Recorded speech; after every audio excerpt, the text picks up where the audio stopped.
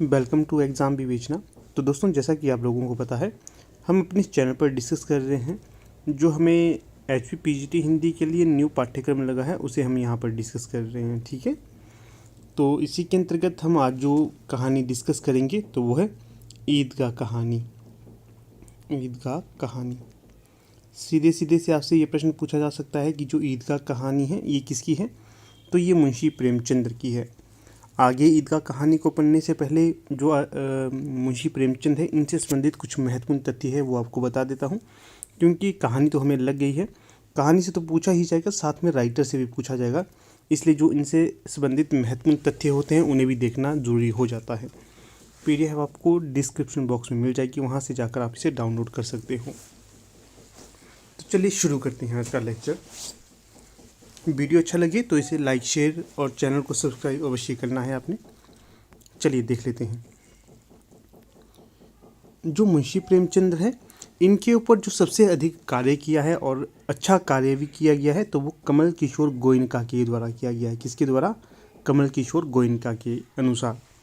और भी विद्वान हैं, उन्होंने भी कहा है, परंतु यहाँ पर हम जो मुख्य मानेंगे तो वो कमल किशोर गोयनका के अनुसार ही मानेंगे। देख लेते हैं यहाँ की क्या तथ्य दिए गए हैं। प्रेमचंद का जन्म अर्थात मुंशी प्रेम का जन्म 31 जुलाई 1880 को वाराणसी के लम्ही ग्राम में हुआ। ये पंक्ति याद रखनी है आपको, पूछा जाएगा मुंशी प्रेमचंद का जन्म कब माना जाता है। 31 जुलाई 1880 को वाराणसी के लम्ही गांव में। पिता ने पुत्र का नाम रखा धनपत राय और ताऊ ने नाम रखा नवाब राय। ये मोस्ट इम्पॉर्टेंट है, पूछा जा सकता है कि मुंशी प्रेमचंद के पिता ने मुंशी प्रेमचंद का क्या नाम रखा था, तो धनपत राय नाम रखा था, और ताऊ ने क्या रखा था, नवाब राय। 2 जुलाई 1900 ईस्वी को 20 रुपये मासिक पर सरकारी मास्टर बने और 1 मई 1909 को उनकी पहली रचना ओलिवर क्रॉमवेल उर्दू साप्ताहिक पत्र आवाज़ एक खलक में धारावाहिक रूप में प्रकाशित हुई। ये हिंदी की रचना नहीं है, उर्दू की रचना है और इंग्लिश में लिखी गई है। उर्दू पत्रिका में प्रकाशित हुई थी। आगे देखिए, मार्च 1906 में उन्होंने एक बाल विधवा शिवरानी देवी से विवाह करके एक बड़ी सामाजिक क्रांति की। देखिए कितनी महत्वपूर्ण बात कही है यहाँ पर। जो पहले के रचनाकार होते थे मित्रों, वो ऐसे ही रचनाकार नहीं माने जाते थे। वो कुछ ऐसे स्टेप भी उठाते थे जिससे वो समाज में एक आदर्श स्थापित हो जाते थे। जैसे निराला थे, वो भी कुछ ऐसी चीज़ें करते थे कि दूसरों के लिए भी वो प्रेरणा बन जाए। इसी प्रकार से मुंशी प्रेमचंद ने भी बड़ा भारी कार्य करके दिखाया कि 1906 में उन्होंने एक बाल विधवा जिसका नाम शिवरानी देवी है, उनसे विवाह कर लिया और ये एक सामाजिक क्रांति समाज में बन गई थी।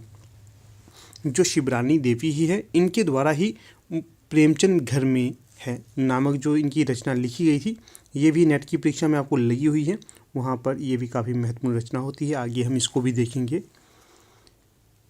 फिर आगे है प्रथम उर्दू कहानी संग्रह।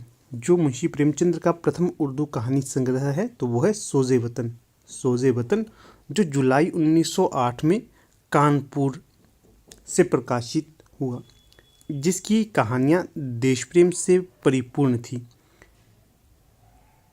कलेक्टर ने सेडिकेशन अर्थात राजद्रोह के आरोप से इनकी 700 बची प्रतियों को आग में जलवा भी दिया था। जो ये सोजे वतन है, इसकी बात की जा रही है। पहले तो सीधा सीधा प्रश्न पूछा जा सकता है, मुंशी प्रेमचंद का उर्दू कहानी संग्रह का पहला संग्रह कौन सा था? तो सोजे वतन था। और ये कब प्रकाशित किया गया था? 1908 में। कहाँ से? कानपुर से। किस प्रेस से? जमाना प्रेस से, ये ध्यान रखना है। और ये कैसी कहानियाँ हैं सोजे वतन में? इसमें कहानियाँ हैं आपकी देश प्रेम से संबंधित, और इससे जो कहानी संग्रह पर देशद्रोह अर्थात सेडिशन का आरोप भी लगाया जाता है।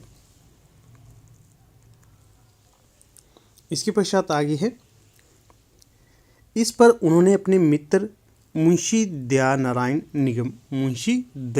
निगम के सुझाव पर अपना छद्म नाम प्रेमचंद रखा। ये भी मोस्ट इम्पॉर्टेंट है। सीधा सा प्रश्न पूछा जा सकता है कि मुंशी प्रेमचंद को प्रेमचंद नाम किसके द्वारा दिया गया था? तो ये इनके मित्र थे मुंशी दयानारायण निगम, इनके द्वारा इन्हें ये नाम सुझाया गया था। प्रेमचंद नाम से उनकी पहली कहानी बड़े घर की बेटी, कौन सी पहली कहानी है हिंदी की? बड़े घर की बेटी, जो उर्दू मासिक पत्रिका ज़माना के दिसंबर 1910 के अंक में प्रकाशित हुई। ये भी मोस्ट इम्पोर्टेंट पंक्ति है, पूछी जाएगी कि मुंशी प्रेमचंद नाम से उनकी पहली कहानी संग्रह कौन सी है और कहाँ पर प्रकाशित हुई थी? पहली कहानी तो हो जाएगी बड़े घर की बेटी, और कहाँ पर प्रकाशित हुई थी? उर्दू की जो मासिक पत्रिका है ज़माना, उसमें 1910 में प्रकाशित हुई थी। फिर आगे देखिए, उनकी पहली कहानी सौत। उनकी पहली कहानी सौत हिंदी की प्रसिद्ध पत्रिका सरस्वती के दिसंबर 1915 के अंक में तथा प्रथम हिंदी कहानी संग्रह सप्तसरोज जून 1917 में प्रकाशित हुई। ये भी इम्पॉर्टेंट पंक्ति है, पूछा जाएगा इनका प्रथम हिंदी कहानी संग्रह कौन सा है? तो ये होगा सप्तसरोज, जो 1917 में प्रकाशित हुआ था। और जो प्रथम हिंदी प्रसिद्ध कहानी है कौन सी है वो? तो वो होगी आपकी सौत। हिंदी की बात की जा रही है, प्रथम हिंदी कहानी तो सौत है। जो बच्चन सिंह हैं, इन्होंने पंच परमेश्वर, जो 1916 में उनकी पहली कहानी थी, इसे माना, ना कि सौत को।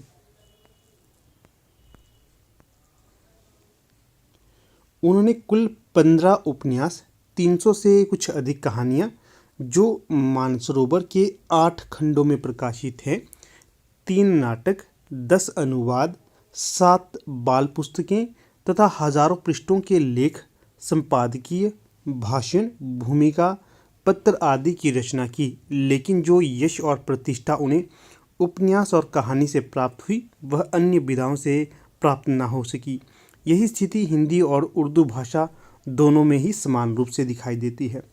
जो सबसे महत्वपूर्ण यहाँ पर रहेगा तो वो रहेगा, पूछा जा सकता है कि मुंशी प्रेमचंद जी के द्वारा कुल कितने उपन्यास प्रकाशित किए गए थे? तो 15 किए गए थे।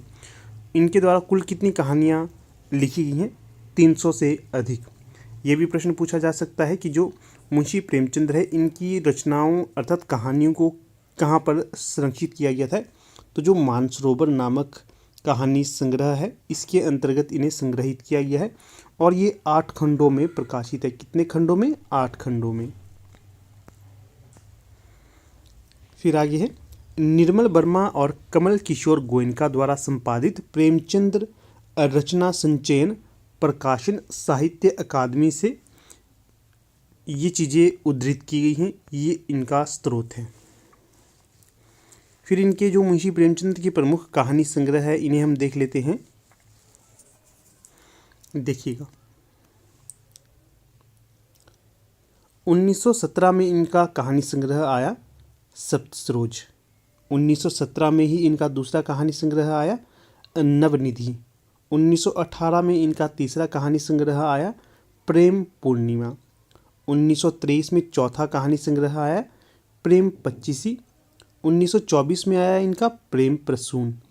1926 में प्रेम द्वादशी। 1926 में प्रेम प्रतिमा। 1928 में प्रेम तीर्थ। 1929 में 5 फूल। 1929 में ही प्रेम प्रतिज्ञा। 1929 में प्रेम चतुर्थी। 1930 में प्रेम कुंज। 1930 में सप्तसुमन। 1936 में कफन। ये सबसे ध्यान रखने योग्य है। पहला जो कहानी संग्रह इनका आया कौन सा है वो? तो पहला कहानी संग्रह होगा 1917 में आया हुआ सप्तसरोज, और अंतिम कौन सा है? 1936 में आया हुआ कफन। ये ध्यान रखना आपने। बाकी के कहानी संग्रहों के नाम भी आपको याद होने चाहिए, ताकि आपको परीक्षा में प्रश्न बने तो आप इजीली इनके उत्तर दे सकें। इसके पश्चात मुंशी प्रेमचंद द्वारा रचित प्रमुख कौन सी प्रमुख कहानियाँ हैं? वैसे तो इनकी 300 से अधिक कहानियाँ हैं। यहाँ पर हम चर्चित और प्रमुख कहानियों को देखेंगे। जो सबसे ज़्यादा चर्चित कहानी मानी जाती है, बड़े घर की बेटी 1910 में प्रकाशित हुई। नमक का दरोगा 1913 में। सौत 1915। पंच परमेश्वर 1916। सजनता का दंड 1916। ईश्वरीय न्याय 1917। दुर्गा का मंदिर 1917।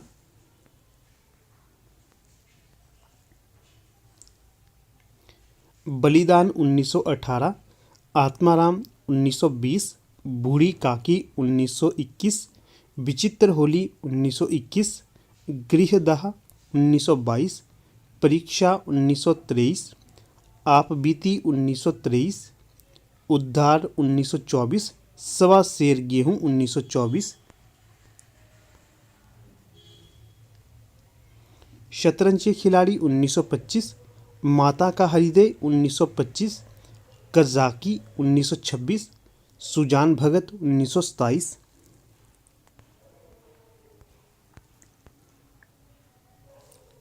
फिर है मोटे राम जी शास्त्री 1928, मंत्र 1928, इस्तीफा 1928, अलग्योजा 1929, पूस की रात 1930, समर यात्रा 1930, पत्नी से पति 1930, सदगति 1930, दो बैलों की कथा 1931।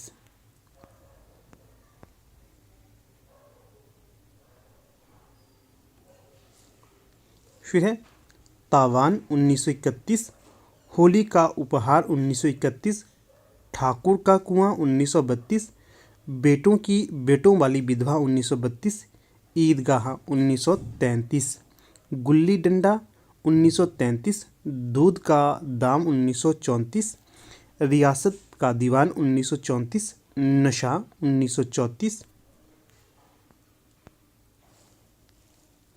बड़े भाई साहब 1934, कफन 1936। ये भी प्रश्न पूछा जाता है कि जो मुंशी प्रेमचंद्र की अंतिम कहानी कौन सी मानी जाती है, तो ये कफन मानी जाती है 1936। तो ये रही इनके संबंध में मोटी मोटी जानकारी जो हमने आपके साथ डिस्कस की। इसके पश्चात तब हम रुख करते हैं जो हमारी कहानी है ईदगाह, इसकी तरफ। देखिएगा, इनकी कहानी है ईदगाह। प्रश्न पूछा जाएगा कि जो ईदगाह कहानी है ये किसकी है, मुंशी प्रेमचंद्र की है। इसका प्रकाशन वर्ष पूछा जाएगा तो 1933 है। कितना है, 1933। पूछा जाएगा किस पत्रिका में से सर्वप्रथम प्रकाशित किया गया था, तो चांद पत्रिका में। कैसी ये कहानी है, वर्णनात्मक और व्यंग्यात्मक कहानी है और इसे नाटकीय शैली के माध्यम से लिखा गया है। बाल मनोविज्ञान भी आपको यहाँ पर दिखता है और जो जिम्मेवारी वाले बच्चे होते हैं जिन पर छोटे से ही जिम्मेवारी पड़ जाती है, उस तरह का चरित्र हमें यहाँ पर देखने के मिलता है हामिद के माध्यम से। एक चरित्र है यहाँ पर हामिद, वो यहाँ पर आपको बताया जाएगा। देखिए, प्रेमचंद हिंदी के युग प्रवर्तक रचनाकार हैं। साहित्य के क्षेत्र में इनका योगदान अतुलनीय है। इन्होंने अपनी कहानियों के माध्यम से लोगों को साहित्य से जोड़ने का कार्य किया। उनकी कहानियों में सामाजिक यथार्थ का चित्रण हुआ है तथा ये कहानियाँ समाज को सही मार्ग दिखलाती हैं, संदेश प्रस्तुत करती हैं। ईदगाह कहानी प्रेमचंद्र की सुप्रसिद्ध कहानी है जो वर्ष 1933 में प्रकाशित हुई। यह बाल मनोविज्ञान पर आधारित कहानी है जिसमें मानवीय संवेदना तथा जीवन मूल्यों को जोड़ा गया है। तो ये विषय याद रखना है आपने, काफ़ी महत्वपूर्ण है।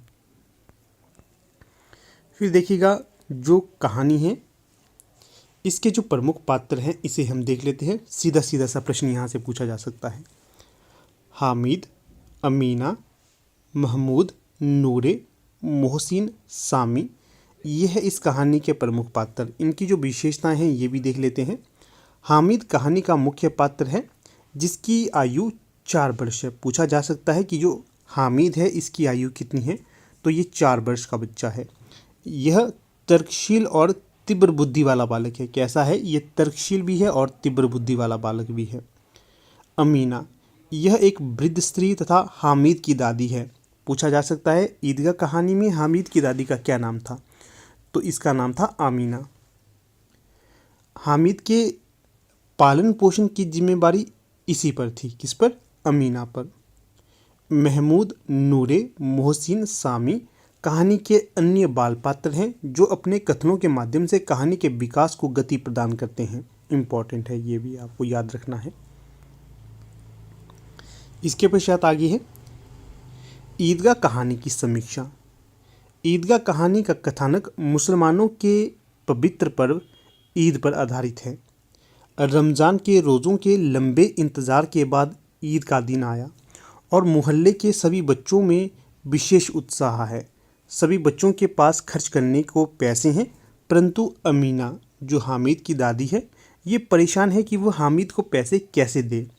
बहुत सोच विचार कर वह 3 पैसे हामिद को देकर भेजती है। पूछा जाएगा परीक्षा में कि जो अमीना है हामिद की दादी ईदगाह कहानी में, वो हामिद को कितने पैसे देती है, तो वो देती है हामिद को 3 पैसे। ईदगाह कहानी में जब बच्चे ईदगाह जाते हैं तो सभी बच्चे अपनी अपनी पसंद के खिलौने मिठाइयाँ खरीदते हैं, लेकिन हामिद के पास पैसे कम होते हैं, इसलिए वह सोच समझकर उन पैसों से अपनी दादी माँ के लिए चिमटा खरीद लेता है। क्या खरीद लेता है? चिमटा खरीद लेता है। ये भी महत्वपूर्ण प्रश्न यहाँ से पूछा जा सकता है कि जो ईदगाह कहानी है इसमें हामिद अपनी दादी के लिए क्या खरीदता है। आपके लिए अलग अलग विकल्प आ सकते हैं, अगर आप ध्यान से देख रहे हो तो ये सही कर सकते हो। विकल्प में आ सकता है रोटी खरीदता है, खिलौने खरीदता है, राशन खरीदता है या फिर चिमटा खरीदता है। तो वो अपनी दादी के लिए चिमटा खरीदता है। क्यों खरीदता है? क्योंकि जब भी उसकी दादी उसे खाना बना रही होती है, रोटियां बना रही होती है, तो रोटी को पलटते समय उसके हाथ जल जाते हैं आग में, इसलिए चिमटा खरीदता है। वो अपने लिए कुछ नहीं खरीदता, अपनी दादी को ध्यान में रखकर इन पैसों को खर्च करता है। देखिए कितने समझदार बच्चे हैं ये। फिर है, जब घर जाने पर अमीना उससे पूछती है कि उसने मेले में क्या लिया, तो हामिद उन्हें चिमटा दिखाता है, जिस कारण वे क्रोधित होती है। हामिद अपराधी भाव से चिमटा लेने का कारण बताता है। रोटी बनाते समय तुम्हारी उंगलियां जल जाती थी, इसलिए मैंने यह चिमटा लिया, अब तुम्हारी उंगलियां नहीं जलेंगी। यह सुनकर अमीना उसे अपने हृदय में लगा लेती हैं। यहाँ अमीना बालिका बन जाती हैं तथा हामिद बूढ़ा बन जाता है। मोस्ट इम्पॉर्टेंट पंक्ति है ये, ठीक है। किस कहानी में अमीना बालिका बन जाती है और हामिद बूढ़ा बन जाता है? तो ये ईदगाह कहानी में है। आलोच्य कहानी की सबसे बड़ी विशेषता है बाल मनोविज्ञान का सूक्ष्म चित्रण। आलोच्य कहानी की सबसे बड़ी विशेषता है बाल मनोविज्ञान का सूक्ष्म चित्रण, जिसके कई पक्ष कहानी में उभरते हैं। इसका सबसे प्रभावशाली चित्रण कहानी के अंत में हुआ, जहां प्रेमचंद दिखाते हैं कि गरीबी और अभाव कैसे बच्चों से बचपन छीन लेते हैं। ये भी मोस्ट इम्पॉर्टेंट पंक्ति है जो मैंने हाईलाइट करके रखी है ना, ये सारी इम्पॉर्टेंट है, अंडरलाइन की हुई है, ये भी इम्पॉर्टेंट है। देखिए कितनी सुंदर पंक्ति यहाँ पर प्रेमचंद ने दिखाई है कि गरीबी और अभाव कैसे बच्चों से उनका बचपन छीन लेता है। उदाहरण के लिए देखिए, मैं आपको उदाहरण देता हूँ। अगर हम कहीं पर जाते हैं, कहीं घूमते हैं, कहीं होटल में जाते हैं, कहीं रेस्तरां में जाते हैं, तो हम देखते हैं छोटे छोटे बच्चे होते हैं बेचारे, जैसे उन्हें होटलों में बर्तन धोने के लिए लगाया जाता है। कोई बच्चे ऐसे होते हैं कि उनके पेरेंट्स नहीं होते हैं, तो बच्चे सड़कों में, बस स्टॉप पे गुब्बारे बेचते हैं या मोची का काम करते हैं। कई तरह की चीज़ें हमने देखी होती हैं, ठीक है। ये ऐसा नहीं, कई जगह तो ये भी मान सकते हैं कि पेरेंट्स ही अपने बच्चों को भेजते हैं, क्योंकि उन्हें गंदी लत लगी होती है नशा इत्यादि करने के लिए, तो अपने पूरे परिवार को वो भीख मांगने के लिए इत्यादि में लगा देते हैं। पर कई जगह ऐसा होता है कि उनके पेरेंट्स नहीं होते हैं, उन्हें अपना जीवन यापन करने के लिए अपनी सब चीज़ें छोड़ देनी पड़ती है, वो सब कुछ छोड़ देते हैं। उदाहरण के लिए उन्हें पढ़ने का शौक़ होता है तो वो नहीं पढ़ते हैं, क्यों? उनको पैसा चाहिए जीवन यापन करने के लिए। उन्हें खेलना होता है परंतु वो नहीं खेलते हैं, वो गुब्बारे बेचते हैं और खेलने को साइड कर लेते हैं, वो नहीं खेलते हैं। क्यों? पैसा नहीं है। गुब्बारे बेचेंगे तब उनके घर में कुछ पैसे आएंगे तो वो खा पी सकते हैं। इस तरह की मजबूरियां हमें इस कहानी के माध्यम से दिखाई गई हैं और आपको वास्तविकता में भी ये चीज़ें देखने के लिए मिलती ही होंगी। कभी ऐसे कुछ लोग आपको मिलते हैं, ऐसे बच्चे मिलते हैं, तो आप लोगों को उनकी सहायता अवश्य करनी चाहिए, जो भी कुछ आपसे बन सके। फिर आगे देखिए, आलोच्य कहानी की सबसे बड़ी विशेषता है बाल मनोविज्ञान का सूक्ष्म चित्रण।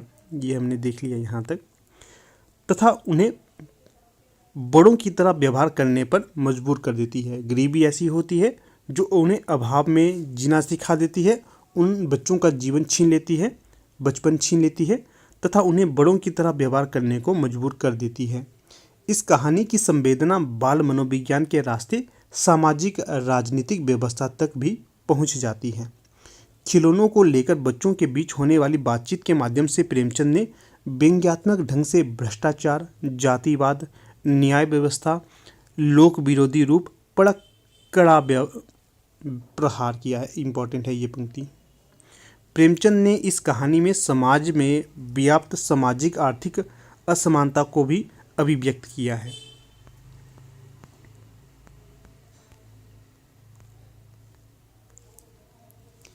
ईदगाह में नमाज पढ़ते समय जहाँ समानता है, सब बराबर है, वहीं वास्तविक व्यवहारिक दुनिया में ऐसा नहीं है। ये जो विषय है ये पूछा जा सकता है कि किस कहानी में नमाज पढ़ते समय तो सब में समानता है, परंतु वास्तविक जीवन में वहाँ पर सब समान नहीं होते हैं। तो ये ईदगाह में वर्णित है। इस तथ्य को लेखक ने हामिद और उसके मित्रों की दुनिया के माध्यम से स्पष्ट किया है। समाज में सिद्धांत और व्यवहार की दुनिया के बीच एक गहरी खाई है।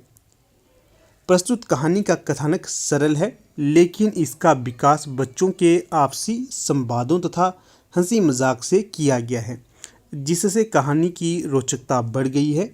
चिमटे और अन्य खिलौनों की तुलना का प्रसंग बहुत रोचक है, जिसे अदालत के मुकदमे के रूप में चित्रित किया गया है। इस प्रकार हम कह सकते हैं कि ईदगाह प्रेमचंद की एक सर्वश्रेष्ठ कहानी है, जिसमें बाल मनोविज्ञान का सुंदर चित्रण हुआ है। लेखक ने इस कहानी में समाज की गंभीर समस्या गरीबी का चित्रण किया है, जिसे पढ़कर समाज और पाठक वर्ग भाव विभोर हो उठता है। अतः कहानी कला की दृष्टि से एक उत्कृष्ट कहानी है। तो ये ध्यान रखना है आपने। अब देखिए दूसरी बुक्स का PDF भी आपके समक्ष ला रहा हूँ। ईदगाह कहानी 1933 और चांद पत्रिका में प्रकाशित की गई थी। बाल मनोविज्ञान पर लिखी गई हिंदी की सर्वश्रेष्ठ कहानियों में से एक है ईदगाह। इसमें प्रेमचंद हामिद नामक बच्चे के माध्यम से दिखाते हैं कि गरीबी और अभावों में किस प्रकार से बचपन की मासूमियत खत्म हो जाती है और बच्चे को समय से पहले ही परिपक्व हो जाना पड़ता है। किस कहानी में बताया है? ईदगाह कहानी में। पात्र देख लेते हैं। 4 से 5 वर्षीय अनाथ हामिद और उसकी बूढ़ी दादी अमीना। अन्य बच्चे हैं मोहसिन, आबिद, नूरे, मोहम्मद और सामी। फिर इस कहानी के प्रमुख उद्धरण या प्रमुख कथन हैं, इन्हें भी देख लेते हैं। आशा तो बड़ी चीज है और फिर बच्चों की आशा, उनकी कल्पना तो राई का पर्वत बना लेती है। ईदगाह कहानी से संबंधित है ये कथन, जितने भी सारे होंगे। अगला है, इतने बड़े कॉलेज में कितने लड़के पढ़ते होंगे? सब लड़के नहीं हैं जी, बड़े बड़े आदमी हैं सच, उनकी बड़ी बड़ी मूछें हैं, इतने बड़े हो गए हैं अभी तक पढ़ने जाते हैं, ना जाने कब तक पढ़ेंगे और क्या करेंगे इतना पढ़कर। देखिए कितना व्यंग्यात्मक ये कथन है। कह रहे हैं उनकी मूछें आ गई हैं, इतने बड़े बड़े होंगे, इतने बड़े होकर भी अभी तक पढ़ते हैं और ना जाने कब तक ये पढ़ते रहेंगे। व्यंग्यात्मक टिप्पणी की गई है मुंशी प्रेमचंद जी ने ये। और ये जितने कथन हैं ये बच्चों के बीच में जो संवाद हो रहा है उस समय कहे गए हैं, जब वो बच्चे ईदगाह जाते हैं, रास्ते में उन्हें कॉलेज इत्यादि दिखाई देते हैं। फिर आगे है, मनो आटा पीस डालती हैं, ज़रा सा बैट पकड़ लेंगी तो हाथ कांपने लगेंगे, सैकड़ों घड़े पानी रोज निकालती हैं, 5 घड़े तो मेरी भैंस पी जाती है, किसी मेम को एक घड़ा पानी भरना पड़े तो आँखों तले अंधेरा हो जाए। ये कथन भी बच्चों के माध्यम से कहा गया है कि मनो आटा पीस डालती हैं, ज़रा सा बैट पकड़ लेंगी तो हाथ कांपने लगेंगे, सैकड़ों घड़े पानी रोज निकालती हैं, 5 घड़े तो मेरी भैंस पी जाती हैं, किसी मेम को एक घड़ा पानी भरना पड़े तो आँखों तले अंधेरा आ जाए। तो ये जो नगरीय सभ्यता है उसके संबंध में कहा गया है कि इस प्रकार से जो ग्रामीण क्षेत्र की महिलाएं होती हैं कार्य करती हैं, परंतु जो नगर में रहने वाली स्त्री हैं उनके ऊपर व्यंग्य किया गया है। आगे है, चौधरी साहब के काबू में बहुत से जिन हैं, कोई चीज़ चोरी चली जाए, चौधरी साहब उसका पता लगा देंगे और चोर का नाम बता देंगे। जिन्नात आकर उन्हें सारे जहान की खबर देते हैं। ये कथन एक बार पूछा गया था कि प्रस्तुत कथन किस कहानी से है। तो ये जो कथन है ये ईदगाह कहानी से है। ठीक है, याद रखना इसको। फिर आगे है, मोहसिन ने प्रतिवाद किया, यह कांस्टेबल पहरा देते हैं, तभी तुम बहुत जानते हो अजी हजरत। ये चोरी करते हैं, शहर के जितने चोर डाकू हैं सब इनसे मिले रहते हैं। रात को ये लोग चोरों से तो कहते हैं चोरी करो, और आप दूसरे मोहल्ले में जाकर जागते रहो पुकारते हैं, तभी इन लोगों के पास इतने रुपए आते हैं। देखिएगा कितनी तर्कपूर्ण बातें कही हैं यहाँ पर। जो मोहसिन है एक कहानी का पात्र, ये कहता है कि जो पुलिस होती है ये इनके कथनी और करनी में अंतर होता है। खुद तो कहते हैं कि चोरों को तुम जाकर चोरी करो, परंतु दूसरी जगह कहते हैं कि जागते रहो, अर्थात लोगों को सचेत करते रहते हैं। ये भी पूछा जा सकता है कि प्रस्तुत कथन किस कहानी से है, जो चोरों के संबंध में और पुलिस के संबंध में कहा गया है।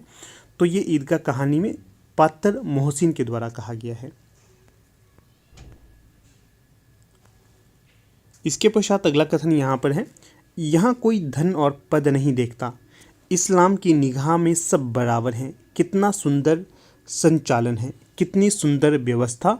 लाखों सिर एक साथ सिजदे में झुक जाते हैं, फिर सबके सब एक साथ खड़े हो जाते हैं, एक साथ झुकते हैं, एक साथ घुटनों के बल बैठ जाते हैं। कई बार यही क्रिया होती है जैसे बिजली की लाखों बत्तियां एक साथ प्रदीप्त हों और एक साथ बुझ जाएं। यही क्रम चलता रहा। कितना अपूर्व दृश्य था, जिसकी सामूहिक क्रियाएं विस्तार और अनंतता हृदय को श्रद्धा, गर्व और आत्मानंद से भर देती थी। मानो भ्रातृत्व का एक सूत्र इन समस्त आत्माओं को एक लड़ी में पिरोए हुए है। इंपॉर्टेंट कथन है। इसके पश्चात है, हामिद खिलौनों की निंदा करता है। मिट्टी ही के तो हैं, गिरे तो चकनाचूर हो जाएं, लेकिन ललचाई हुई आंखों से खिलौनों को देख रहा है और चाहता है कि ज़रा देर के लिए उन्हें हाथों में ले सकता। उसके हाथ अनायास ही लपकते हैं, लेकिन लड़के इतने त्यागी नहीं होते, विशेषकर जब अभी नया शौक है। देखिएगा, जो हामिद है, पहले ही कहा गया है कि हामिद एक तर्कशील लड़का है। ऐसा नहीं है कि छोटी मोटी चीज़ों पर आकर अपना सब कुछ त्याग दे, अर्थात जो उन्होंने सोची थी। हामिद को 3 पैसे आमीना देती है तो वो उन्हें व्यर्थ में नहीं खर्चता। वो सोचता है कि खिलौने इत्यादि तो सारे मिट्टी के हैं, टूट जाएंगे, अगर खा लूँगा कुछ तो वो पेट में चला जाएगा। जो वो कुछ ऐसी चीज़ इन 3 पैसों से लेना चाहता था जो वो उसको आगे तक काम आए। उदाहरण के लिए देखिए, हामिद मेले से क्या लेता है, चिमटा लेता है, और वो उनके घर में काम आएगा। परंतु जो वो तर्क भी देता है कि ये चीज़ें मिट्टी की हैं, परंतु उसके मन में एक कोना ऐसा भी होता है कि वो चाहता तो है कि वो खिलौने ले, अर्थात इन पैसों से खिलौना ले। परंतु जब उसकी तर्कपूर्ण बुद्धि उसके समक्ष आती है तो वो इन चीज़ों को साइड कर लेता है। जो अपने दोस्तों के साथ बैठता है तो वो उसे ललचाते हैं कि तुमने तो चिमटा लिया है, तुम्हारे चिमटे का क्या काम है। परंतु वो ऐसे ऐसे तर्क देता है तो सारे के सारे बच्चे उसके तर्क से प्रभावित हो जाते हैं और कहते हैं कि तुम हमारे ये खिलौने ले लो और हमें चिमटा दे दो। तो इस तरह की यहाँ पर बातें की गई हैं। फिर आगे है, हामिद लोहे की दुकान में रुक जाता है। कई चिमटे रखे हुए थे। उसे ख्याल आया दादी के पास चिमटा नहीं है। तवे से रोटियां उतारती हैं तो हाथ जल जाते हैं। अगर वह चिमटा लेकर दादी को दे दे तो वो कितना प्रसन्न होंगी, फिर उनकी उंगलियां कभी ना जलेंगी। घर में एक काम की चीज़ हो जाएगी। खिलौने से क्या फ़ायदा, व्यर्थ में पैसे खराब होते हैं। देखिए जो बातें कही थी वो यहाँ पर कही गई हैं। फिर आगे है, चिमटा कितने काम की चीज़ है। रोटियां तवे से उतार लो, चूल्हे में सेंक लो। कोई आग मांगने आए तो चटपट चूल्हे से आग निकाल कर उसे दे दो। अम्मा बेचारी को कहाँ फुर्सत है कि बाज़ार आएँ, और इतने पैसे ही कहाँ मिलते हैं कि रोज़ हाथ जला लेंगी। इस तरह की तर्कपूर्ण बातें हामिद करता है। फिर है, अम्मा चिमटा देखते ही दौड़कर मेरे हाथ से ले लेंगी और कहेंगी, मेरा बच्चा अम्मा के लिए चिमटा लाया है। कितना अच्छा लड़का है। इन लोगों के खिलौने पर कौन इन्हें दुआ देगा। बड़ों की दुआएं सीधे अल्लाह के दरबार में पहुंचती हैं और तुरंत सुनी जाती हैं। मेरे पास पैसे नहीं हैं, तभी तो मोहसिन और महमूद यूँ मिजाज दिखाते हैं। मैं भी इनसे मिजाज दिखाऊंगा। खेले खिलौने और खाए मिठाइयाँ। मैं नहीं खेलता खिलौने, किसी का मिजाज क्यों सहूँ। मैं गरीब सही, किसी से कुछ मांगने तो नहीं जाता। आखिर अब्बाजान कभी न कभी आएंगे, अम्मा भी आएंगी, फिर इन लोगों को पूछूंगा। देखिए कितना बाल मनोविज्ञान हमें यहाँ पर देखने के लिए मिल रहा है। एक तरफ तो जो हामिद है वो सोचता है कि जब वो चिमटा लेकर घर जाएगा तो उसकी दादी अम्मा आएगी और दौड़ते दौड़ते से गले लगाएगी कि बच्चे हामिद, तुमने देखी कितनी अच्छी चीज़ घर लाई, जिस कारण अब मुझे कभी आग से रोटियां उठाने में समस्या नहीं होगी। दूसरी तरफ उसके मन में कहीं ना कहीं ये चीज़ दबी हुई थी कि वो भी इन खिलौने के साथ खेले। जो उसके मित्र हैं, जो उसके सहयोगी हैं, वो भी उसे खिलौने दे, परंतु वो उसे चिढ़ाते हैं और उसे खाने के लिए नहीं देते हैं और ना ही खिलौने पकड़ने के लिए देते हैं। फिर उसके मन में एक बात आती है कि कोई बात नहीं, मेरा समय भी आएगा। बोलते हैं ना, अपना समय भी आएगा। तो वैसी बात यहाँ पर हामिद कर रहा है कि जब उसके अम्मा और उसके अब्बू और अम्मा घर आएंगे तो वो भी इन बच्चों को सताएगा, वो भी उन्हें दिखाएगा कि उसके पास क्या क्या चीज़ें हैं, तब वो भी इन बच्चों को ये चीज़ें नहीं देगा। ठीक है, ये यहाँ पर कही जा रही हैं बातें। परंतु जो वास्तव में ऐसा होता है कि जो हामिद के अम्मी और अब्बू हैं वो मृत्यु को प्राप्त कर चुके हैं। उसे उसकी दादी के माध्यम से ठगा जाता है कि तुम्हारी अम्मा और अब्बू भगवान के पास गए हैं और कुछ समय पश्चात आएंगे और तुम्हें तरह तरह की चीज़ें लाएंगे।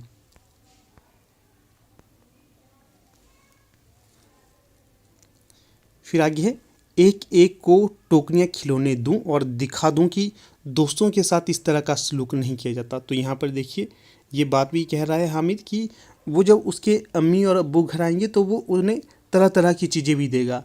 क्यों देगा? क्योंकि जब तुम लोग किसी के साथ गलत करते हैं तो ये गलत नहीं करना है, उसे तड़पाना नहीं है।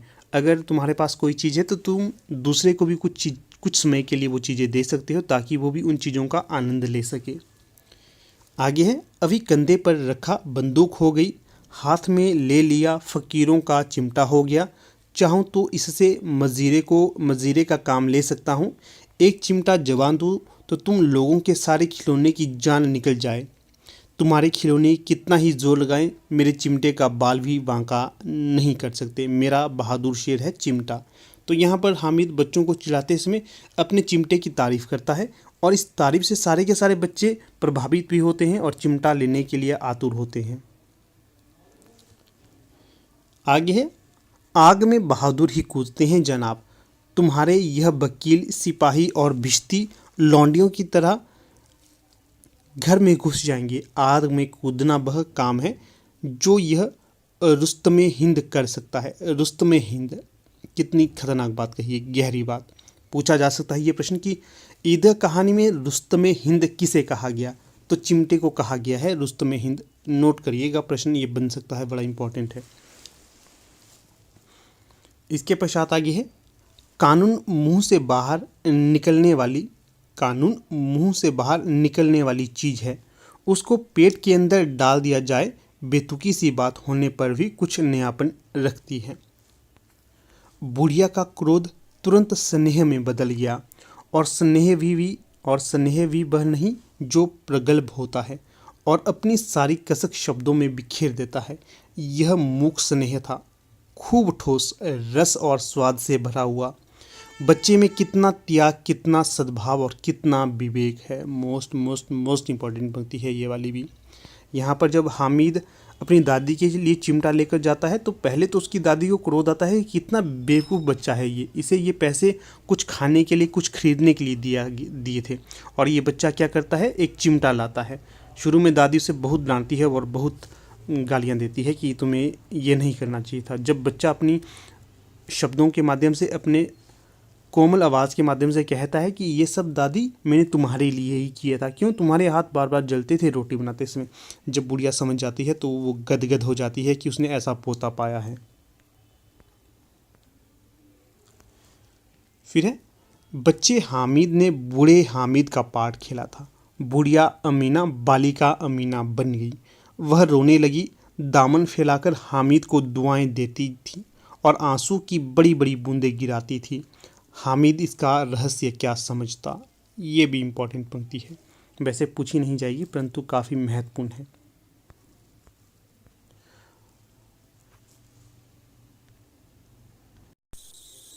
इसके पश्चात आपको ये भी याद रखना है, जैसे कि आपसे पूछा जा सकता है परीक्षा में, ईदगाह कहानी में कौन सा पात्र क्या चीज़ें खरीदता है।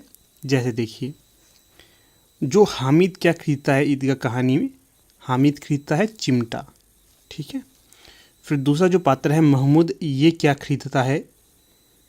तो जो महमूद है ये खाकी वर्दी और लाल पगड़ी वाला सिपाही खरीदता है, अर्थात पुलिस बोल सकते हैं हम इसे, पुलिस।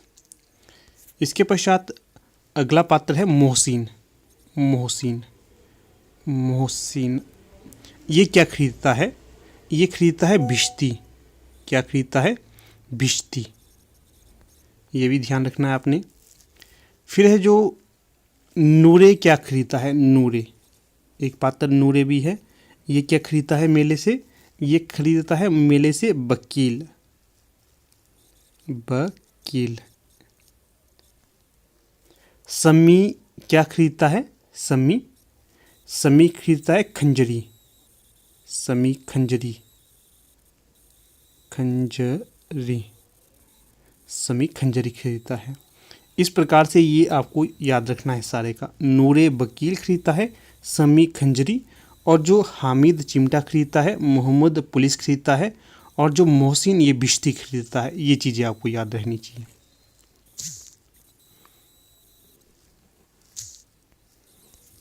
तो देखिएगा दोस्तों, कुछ इस प्रकार से आज का ये हमारा लेक्चर रहा। पीडीएफ के लिए आप डिस्क्रिप्शन बॉक्स चेक करिएगा, वहाँ पर आपको पीडीएफ मिल जाएगी, ठीक है। तो धन्यवाद। यहाँ पर अपनी वीडियो को समापन कर लेते हैं।